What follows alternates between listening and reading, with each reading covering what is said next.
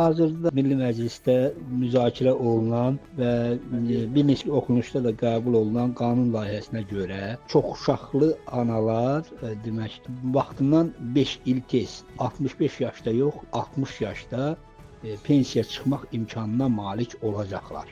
Amma məsələ burasındadır ki, Azərbaycanda çoxuşaqlı ana statusu, çoxuşaqlı ailə statusu elə qəbul edilib ki, o statusa çox az bir qism əhali aid olur. Məsələn, hazırda Azərbaycanda 5 uşaqlı ailə çoxuşaqlı ailə sayılır. Azərbaycanı tam gəzsəniz bir uzaq başı 200-300 belə çoxuşaqlı ailə tapa bilərsiniz. Həmin ailələrdən də hələ ananın 60 yaşına çatıb çatmayacağı sual altındadır. Ona görə də mən hesab edirəm ki, Azərbaycanda çoxuşaqlı ailə statusu dəyişməlidir.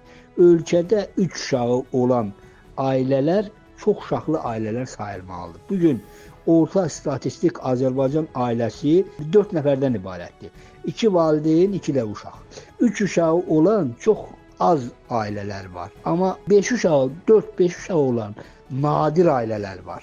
Digər bir maddə ondan ibarətdir ki, özəl pensiya fondları yaradılır. Özəl pensiya fondlarında özünü sığortalayan əhaliyə 5 il daha tez pensiya çıxmaq imkanı yaradılır. Bu da özəl pensiya fondlarının müştərilərinin genişləndirilməsi üçün bir stimul yaradırlar ki, əhali özəl pensiya fondlarında da öz gələcəklərini sığortalasınlar. Yəni bizə Əmək və Əhalinin Sosial Müdafiə Fondu yanında Dövlət Sosial Müdafiə Fondu pensiya verirdisə, onlara artıq o özəl pensiya fondları pensiya verəcək. O halda vətəndaş 60 yaşında pensiya çıxa biləcək.